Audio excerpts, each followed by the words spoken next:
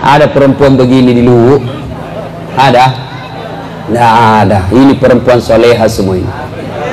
Oh baik semua kuliah ini, cantik-cantik, Masya Allah. Tapi itu pina cantik kalau pergi pengajian. Kalau mau tidur sama suaminya dah seter 3 hari tidak ada cuci. Dah sikat gigi masuk kamar. La ilaha illallah. Bu, tak balik ibu. Justru Nabi jelaskan kalau kau mau tidur pakailah pakaian yang terbaik. Praktek memang sebentar ibu. Kalau mau ki tidur bu seksi memang maki. Pakai ki baju renang. Begitu dia pakai baju renang langsung dia bilang suami, astagfirullah, kesurupan kau bu.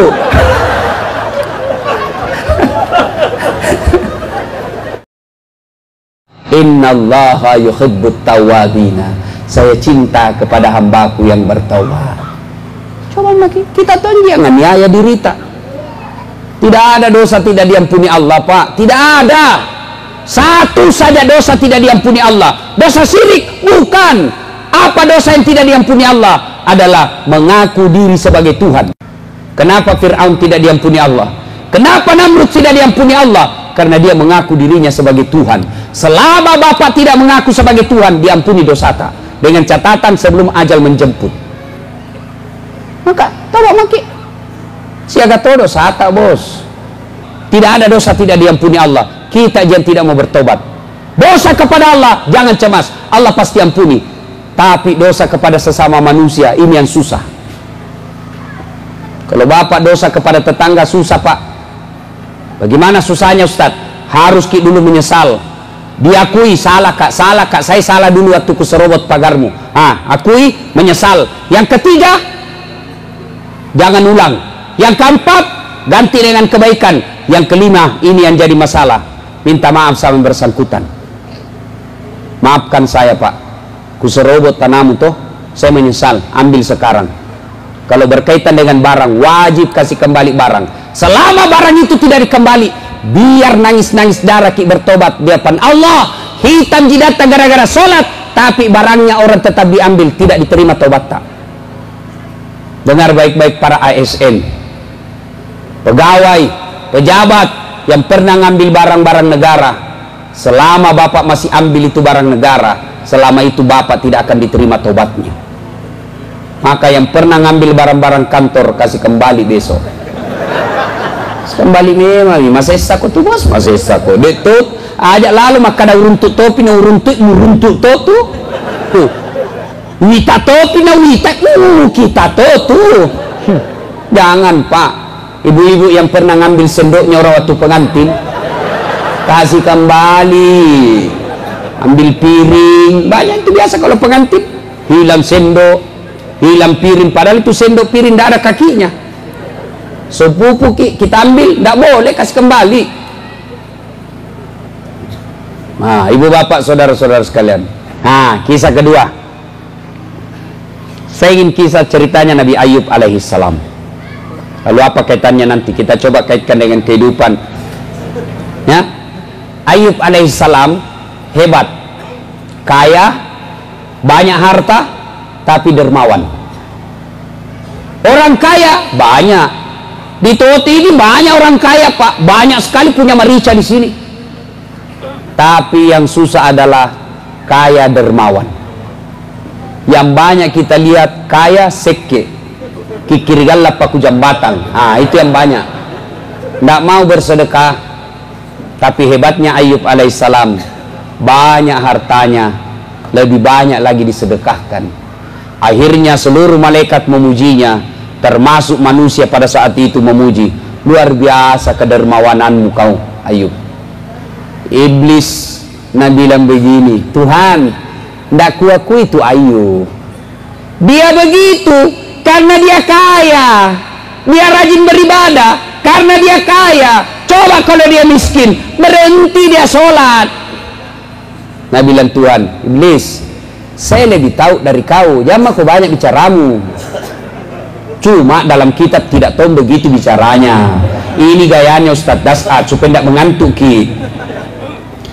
Nah bilang Tuhan, saya lebih tahu dari kau, jangan kau banyak bicara lah. Nah bilang Iblis tidak, dia begitu karena dia kaya. coba saya kesempatan, kasih saya waktu menggoda dia, saya habiskan itu hartanya. Nabi bilang, Tuhan silakan. Hancur dia punya peternakan, tadinya kaya, jatuh bangkrut.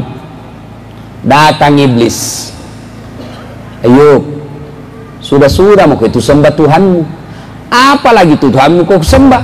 Bayangkan ambil hartamu, kaya kau tadi nak habisi semua hartamu, untuk apa lagi kau sembah? Apa kata Ayub alaihissalam? Inna lillahi wa inna ilaihi raji'un. Segalanya datang dari Allah, segalanya kembali kepada Allah. Allah yang kasih saya harta, Allah yang inginkan, ya diambil lagi, memang bukan saya punya, ini titipan. Syukur alhamdulillah saya sempat kaya. Banyaknya orang dari lahir sampai mati miskin, saya alhamdulillah sempat kaya. Luar biasa. Kalau begini nak pakai perasaan kepala dinas camat, aman, tidak ada stres ketika non job. Ya alhamdulillah. Sudah tomat dulu waktu napa hatta, cuma karena pilkada salah picak kak, ya dikasih pinggir kak. Alhamdulillah ada sempat tomat dapat mobil dinas. Alhamdulillah banyak nih tuh pegawai tidak dapat. Tenang perasaan. Jangan lagi bilang nggak sportif apa saya sudah nih nak kena kuabala. Sudahlah. Kalau ini kita pakai tenang perasaan. Inna lillahi wa inna ilaihi raji'un. Oh, Nabi Ayub tetap giat beribadah. Akhirnya Allah sindir itu iblis. Apa? Masih mau kok? Coba kau tahu. Habis nih hartanya. Masih soleh dia. Nabi bilang iblis tidak. Dia begitu karena dia punya anak. Coba kalau tidak ada anaknya. Tidak begitu itu. Nabi bilang Tuhan, saya lebih tahu dari kamu. Nabi bilang tidak, kasih saya waktu untuk menggoda dia. Akhirnya apa? Meninggal anaknya. Meninggal anaknya, datang lagi iblis. Ayub, apalagi itu kau sembah Tuhanmu? Hartamu habis nak ambil, sekarang anakmu lagi ambil. Apa Nabi bilang Ayub alaihissalam? Inna lillahi wa inna ilaihi raji'un. Iya anaknya taruh-taruh puangi melek minala puangnya, tapi memang ya punah. Ini anak titipan Allah. Allah menginginkan, memang bukan saya punya. Silahkan. Alhamdulillah saya syukur sempat merasakan punya anak. Berapa banyak orang puluhan tahun sudah menikah tidak punya anak. Langsung Nabi bilang mahasiswaku, iya Ustaz sama. Saya mau 27 umurku tidak punya kak juga anak. Aku bilang bagaimana aku mau punya anak? Nanda ada stream sota. Tapi ada lebih jago pak. Tidak ada semina ada anak. Lebih hancur lagi nih dongo. Ini nih pergaulan bebas. Hati-hati ibu. Hati-hati bu ya. Bu, pak, buat kita semua. Kira-kira bulan lalu pak, sebelum saya ke Turki, ada anak curhat usia 15 tahun 15 tahun SMP. Curhat apa? Hamil pacarnya, dan pacarnya juga usia 15 tahun. Saya tanya itu anak, bisamu itu umur begitu kok bisa? Saya tanya, penasaran kak, ingin tahu berapa itu perempuan pernah kau kasih begitu? Karena tidak mungkin satu. Nah bilang 5 Ustaz. Yang membuat saya merinding dan ketakutan, apa dia bilang? Waktu saya tanya, di mana kau lakukan? Nah, tidak bisa kau masuk hotel. Apa dia bilang?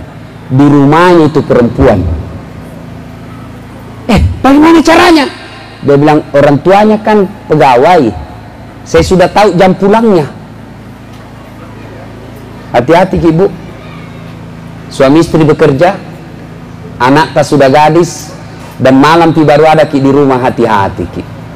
Jangan sampai terlalu sibuk ki cari harta, jabatan, pangkat, anak tak berzina di rumah tak. Begitu kita mati ini nanti yang kasih perkara ki pak. Karena tidak ada nanti pertanyaan terpilih jako DPR. Ketika kita dikubur tidak ada pertanyaan itu. Berapa periode kau di DPR? Nah, ditanya itu anak tak, kenapa bisa itu kau berzina di rumahnya anakmu berzina di rumahmu, sini dulu kau toh. Hati-hati pak. Dan ini terjadi bukan di sinetron, fakta. Mengerikan. Saya lagi pula mengajar dari rumah, saya putar radio, saya dengar berita, Pak. Apa berita? Kementerian Pemberdayaan Perempuan melakukan riset terhadap anak SD sekitar 6 juta penduduk SD. Ditanya, pernahkah kau melihat adegan-adegan porno? 3% dari 6 juta itu yang menjawab tidak pernah. 3% saja. Apa yang rusak anak tak, Ibu? Apa yang rusak anak tak, Pak? Handphone. Begitu bapak belikan handphone anaknya yang mahal-mahal, tak 1 juta, ada kameranya, itu sama anak tak kita suruh nonton film porno. Kenapa bisa, Ustadz? Begitu dia punya handphone dan punya paket, bisa online, maka semua jenis film porno bisa dia lihat.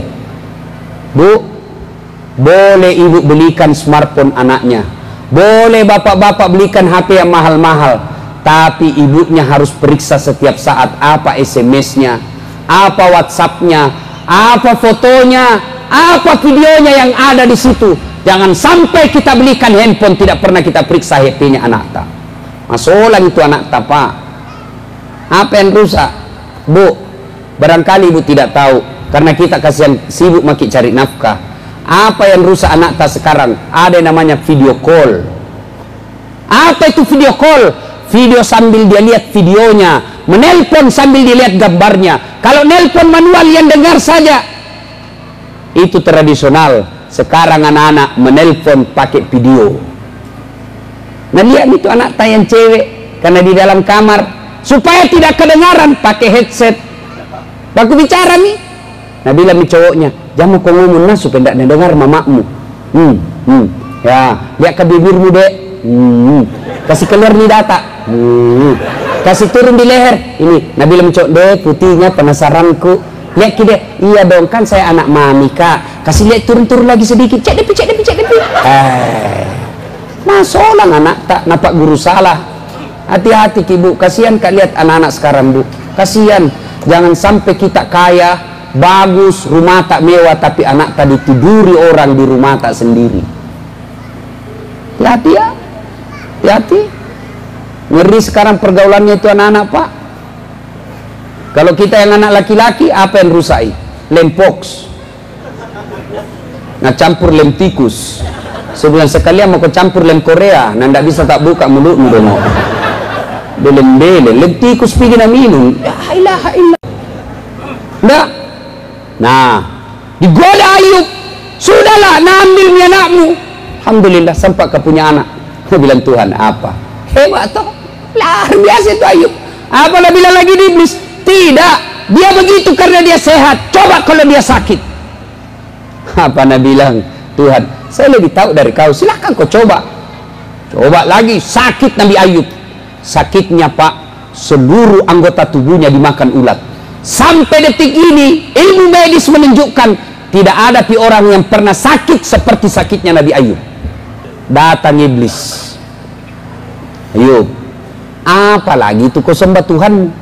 Nak ambil hartamu, nak ambil anakmu, sekarang nak kasih sakit kau lagi. Agapi. Apa kata Ayub alaihissalam?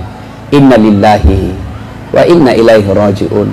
Segalanya datang dari Allah, segalanya akan kembali kepada Allah. Alhamdulillah, sempat sehat. Baru kak sebentar sakit ini. Masya Allah. Nabi bilang, Tuhan apa? Dia tahu, hebat memang itu hamba aku. Nabi bilang, tidak. Dia begitu karena apa? Karena ada orang di sampingnya. Dia bilang, tidak. Biar dia sendiri itu memang tong. Datang lagi iblis. Nah, hasut lagi itu satu kampung. Usir itu Ayub. Kalau dia ada di kampungmu, nah lele mana kolasana, usir dia. Datanglah kepala desa. Ayub, maafkan kami takut dengan penyakitmu, minta maaf, tinggalkan kampung ini. Akhirnya Ayub alaihissalam diusir dari kampungnya. Tapi Ayub alaihissalam tetap bersabar dan memuji Allah. Dia bilang, Tuhan apa? Hebat tuh, sendiri itu masih jago. Nah, bila lagi iblis tidak, Dia bisa begitu. Kenapa? Karena ada istrinya yang rawat. Coba kalau tidak ada istrinya. Nah, bilang potensi. Dihasutlah ini istrinya. Akhirnya apa? Terhasut istrinya dan berkata kepada suaminya, "Bang, sayangku." Itu istri Nabi itu selalu panggil. Dia bilang, "Bang, Anda kan Nabi. Tolong berdoa kepada Allah.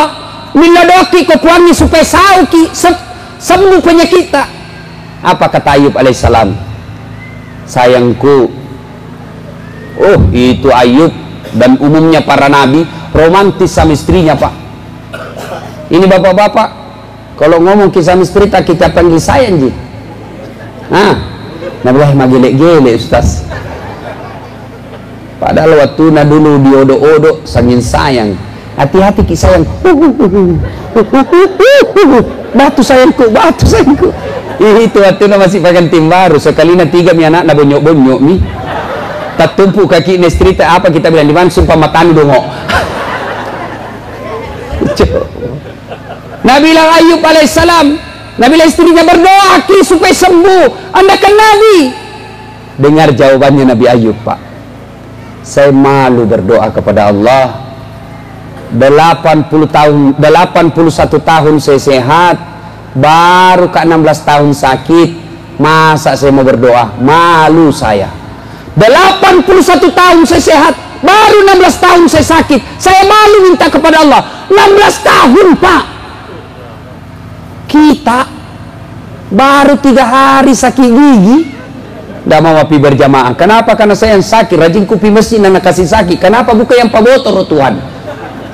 Coba Ayub alaihissalam 16 tahun sakit, malu berdoa kepada Allah.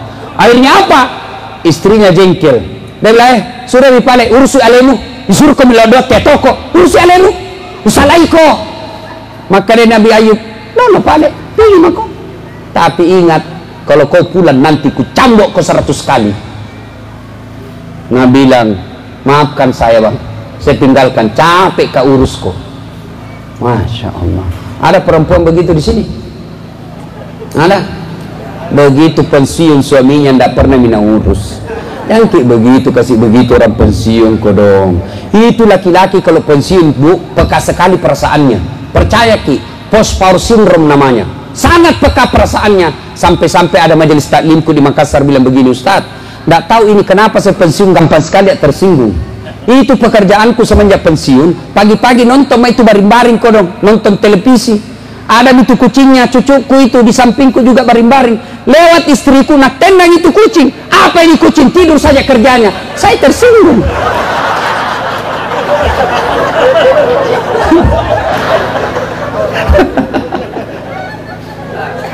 Akhirnya pergi pergi istrinya. Apakah sepeninggal istrinya Ayub alaihissalam kehilangan kesabaran? Tidak. Ayub alaihissalam lalu berkata tetap, inna lillahi wa inna ilaihi raji'un. Segalanya datang dari Allah, segalanya kembali kepada Allah. Ayub alaihissalam tidak berkata sembuhkan penyakitku, tapi dia terus bersikir memuji Allah. Lalu seluruh malaikat bertasbih memuji Allah. Luar biasa Ayub alaihissalam.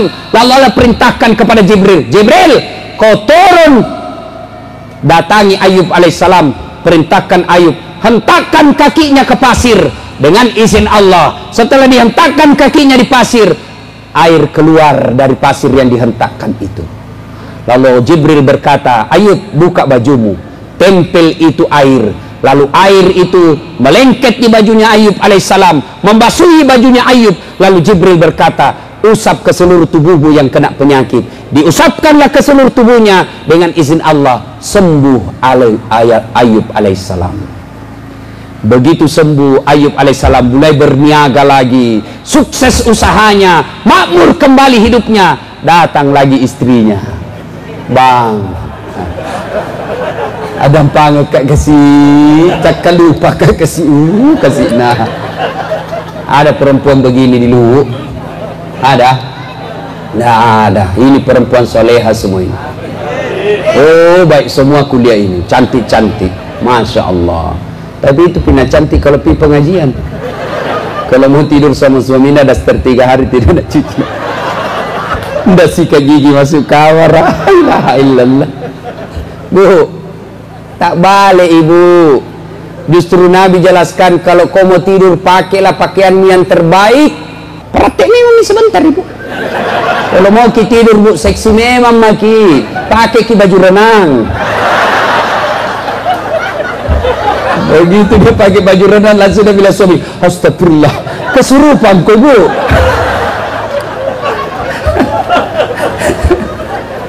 Saya serius ini bu ya. Dan bu majelis taklim, oh alhamdulillah itu majelis taklim cantiknya kalau pergi pengajian. Bahkan salawatnya baik.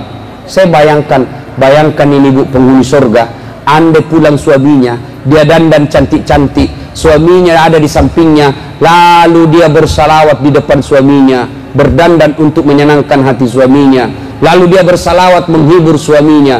Insya Allah ibu penghuni surga. Tidak, pulang suami cari nafkah, di kantor dimarahi sama Pak Wakil, di jalan kempes ban mobil, kehujanan, sampai di rumah istri daster tinggi sebelah, kelihatan tali BH, penuh dapica. Nah bilang suami, astagfirullah, sialku kau dong cari nafkah kalau begini. Oh male. Nah bilang suaminya, kasih baik-baik saya itu, kelihatan semua tali BH-mu sama tetangga. Apa nah bilang istrinya, jangan lihat BH-nya, yang penting rasanya bung.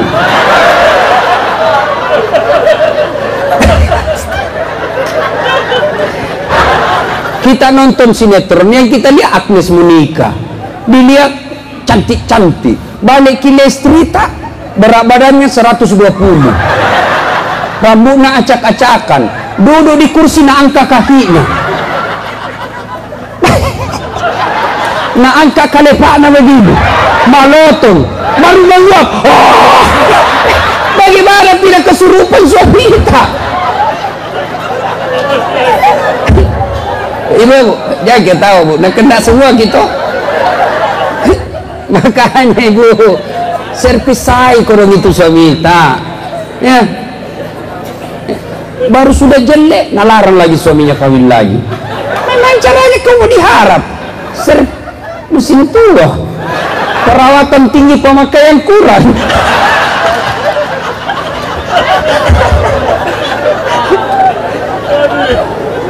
Maka bawalah ini oleh-oleh pulang, romantis ibu kalau pulang ki, baik-baik ki sama suami kita. Masa majelis taklim pengajian tiap bulan ki baru ndak baik akhlak tak sama suami. Perbaiki, kalau mau ki gampang masuk surga, baik-baik ki sama suami kita. Gampang sekali ki masuk surga itu, baik ki saja sama suami kita. Insyaallah.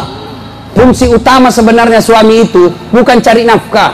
Fungsi utama cari nafkah itu fungsi kedua, fungsi berikut. Fungsi utama suami, mudah-mudahan dengan ridanya suami gampang ki masuk surga. Karena biar ibu puasa Senin Kamis tapi suami tak kita sakiti perasaannya, tak bakal ki masuk surga. Perlu ibu tahu, jangankan yang namanya pergi pengajian, puasa Senin Kamis tanpa izin suami haram. Pengantin baru, anak pesantren, suaminya libur hari Kamis, pulang cepat. Nah bilang puasa, nah bilang talekan lu, pengantin baru, piko puasa, piko lau pito deh, piko lau jadi tu deh, mesti mati gigi gula, nah spanin tiba-tiba kau puasa, oh, itu tidak boleh ibu. Bahkan ibu kalau menolak itu, bergetar arasnya Allah karena ibu menolak ajakan suami. Sekali-kali ibu yang ngajak. Nah, kita lanjut kisah. Datanglah istrinya Ayub alaihissalam, datang lagi. Apa kata Ayub? Ya, saya maafkan sayang. Saya memang ku sayang kau, tapi pernah ku melanggar toh. Kau ingat janjiku dulu atau kau tinggalkan kak? Ingat apa? Ku cambuk kau 100 kali. Itu harus saya laksanakan. Akhirnya apa? Ayub alaihissalam mengambil lidi. Tahu lidi? Lidi? Dia ambillah 100 lidi, lalu diikat jadi satu, lalu dia pukul istrinya. Di mana dia pukul? Dia bilang, Ayub, saya harus pukul kau dek 100 kali. Deh, bisanya itu, jangan kau banyak bicara. Bagaimana caranya? Angkat telapak kakimu, Dia angkatlah telapak kakinya istrinya Ayub alaihissalam, lalu Ayub alaihissalam memukulnya 1 kali, 100 kali. Kenapa? 100 lidi 1 kali, sama. Dan di mana dia pukul? Telapak kakinya. Jangan sampai bapak salah paham. Pulang dengar ceramah bahwa boleh memukul istri, dia pulang dia pukul istrinya, pak, beleng. Bukan muka dipukul pak, telapak kaki. Itu pun pukul bukan karena marah, pukul bukan melukai, pukul bukan untuk menyakiti, tapi dipukul untuk mendidik. Itu boleh, Islam itu membenarkan wanita dipukul, tapi telapak kakinya. Jangan pernah begini, ya masa laki-laki. Lebih baik bapak diamlah. Kalau sudah tidak suka ya sudah, pisah ranjang. Cara mendidik istri kan pertama tegur, bu, sembahyang ku ibu. Berapa kali makin dikasih tahu sembahyang saya ki. Malu-malu gitu sama anak tak. Bagaimana anak tamu sholat kalau mamanya tidak sholat? Sudah halus dulu. Ternyata besok masih tidak sholat, mulai naik tekanan suara. Cara kedua, suara mulai apa saya sudah bilang, kau sholat masih juga tidak sholat. Mulai ini naik tekanan suara, masih juga tidak mau. Maka cara ketiga, pisah ranjang. Sudahlah, kau tidur di sebelah, saya tidur di sini. Tapi jangan kau marah kalau tiba-tiba ada saya temannya. Mulai itu berpikir, wah, bahaya. Tetap tidak sholat, maka apa? Langkah ketiga, kasih kembali ke bapaknya. Pak, sudah mesti kasih tahu ini istriku. Tidak momentum mendengar. Siapa tahu dengan bapak baru mendengar. Saya titip kembali istriku ke kita. Itu kembalikan dulu ke orang tuanya. Ternyata masih tidak mau. Bapak ambil langkah berikutnya. Kasih tahu. Demeto milik mengkalinya. Apa boleh buat? Izinkan saya kawin lagi. Kecuali kalau kau masih mau berubah, tidak bakal saya ada perempuan lain di hatiku. Tapi kalau kau tidak mau berubah, saya tidak mau berperkara di akhirat. Kau yang tidak sholat, saya masuk neraka. Lebih baik saya cari perempuan yang taat sama saya. Oh, pusing nih pak. Langsung bisa main-main balik bawa pulang cepat. Mama sembahyang mak, insya Allah sembahyang mak. Begitu. Tidak langsung dipukul pak. Saya tidak masuk akal kalau ada laki-laki pukul istrinya. Masuk di akal. Masa laki-laki pukul perempuan? Ya. Ibu juga sebenarnya itu laki-laki, tergantung je perempuannya, tergantung perempuannya. Ada beberapa pejabat-pejabat curhat sama saya, tidak berani kawin lagi. Kenapa? Baik sekali istrinya. Coba kalau bicara ki sopan, iya daeng kita ji, kalau itu baik kan kita tahu seimam. Oh tenang perasaannya laki-laki. Kalau kita bicara kasar terus, dongok memang tongko kau lah belum. Mangoyek kau hilang say motormu, madangka kau rugi kau sedek. Bawa kau lagi perahu tak balik lagi perahumu. Iko bawa mau PT jungkir lagi. Nah ame mentonu tahu dongo. Nah bilang suaminya, kau tahu jak dongo, kenapa kau mau kawin sama saya? Berarti kau lebih dongo dari saya. Baku dongo tolo suami istri. Ya, hikmah ini, ayo perbaiki rumah tangga. Tahun ini hikmah Hijriah, perbaiki rumah tangga. Bagaimana cara memperbaiki rumah tangga? Salah satu adalah kuncinya sabar.